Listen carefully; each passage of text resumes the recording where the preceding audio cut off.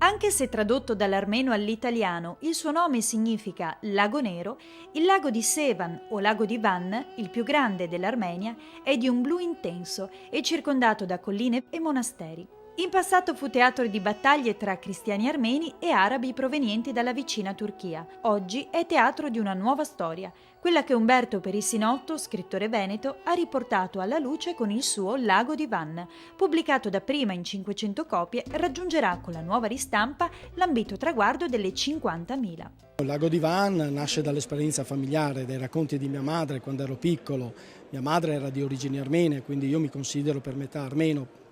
E raccogliendo i suoi racconti ho scritto questo libro che parla della saga della propria famiglia, partita dalle rive del lago di Van proprio, e per capire dov'è Monte Ararat, ecco, e quindi riusciamo a est Turchia, sono arrivati nella nostra provincia e precisamente a Corbolone di San Stino di Livenza.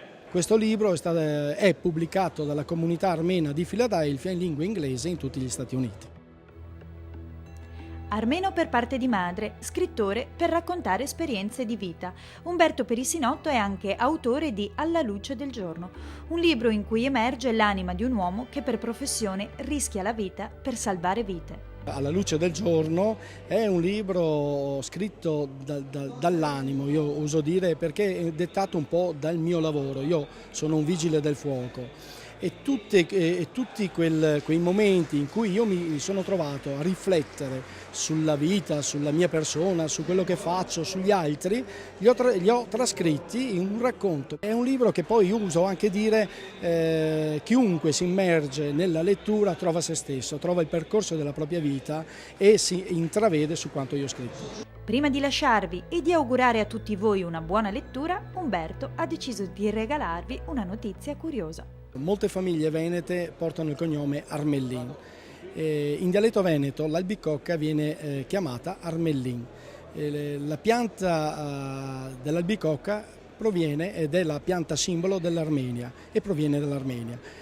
Le famiglie che arrivavano qua in tempi remoti che specialmente andavano nelle campagne venivano immediatamente chiamati Armellin, cioè provenienti dall'Armenia. Mia madre come cognome portava il cognome Armellin.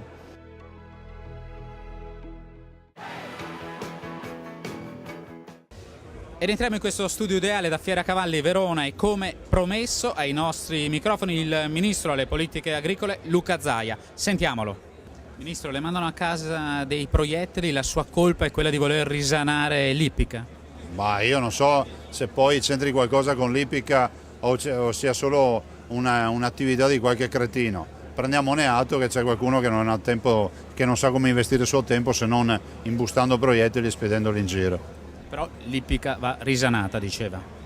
L'ippica va risanata anche perché è un comparto vivo con 350.000 cavalli, è un comparto che oggi vale circa 10 miliardi di euro e dà lavoro a 80.000 addetti. Però dobbiamo correre di meno, avere corsi più di qualità, insomma fare quelle cose che nel piano industriale sono scritte. Il Veneto è oggi leader rispetto alle ipovie, fra l'altro c'è questa ipovia importante, il Verona-Roma e poi le ipovie anche venete. E direi che è l'occasione per far conoscere i territori, è un turismo molto slow, per usare un termine inglese, cioè un turismo lento che ci permette di far apprezzare i territori e ovviamente anche i bivacchi.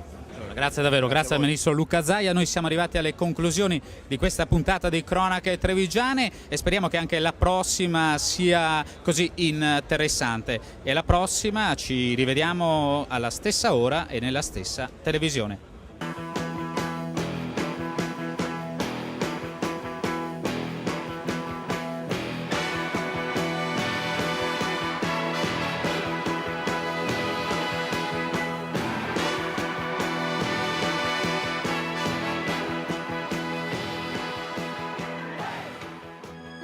Cronache Trevigiane, un programma in collaborazione con Un'Industria Treviso, Casatella Trevigiana DOP, provincia di Treviso.